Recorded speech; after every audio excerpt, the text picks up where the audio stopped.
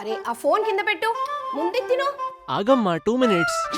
ఓ madam, చూపించు నీ master piece. జాగ్రత్త అన్నయ్య, పాడు చేస్తున్నావు. కాకుండా ఒకళ్ళనొకళ్ళు ప్రతి ఏడాది ఇదే ఎక్స్ప్రెషన్. ఆలోచనకు వచ్చి ప్రతి ఒక్కరు కూడా పరాభవింపబడాల్సి. అరే చిన్న, ఈ ఏడాది కాలేజ్కి వెళ్తున్నావు, ఇంకా ఆ ఫోన్ని అంటి పెట్టుకుని ఉన్నావు.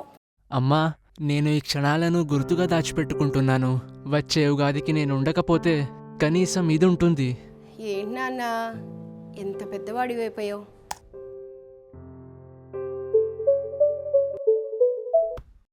హాయ్ చిన్న, హ్యాపీ ఉగాది.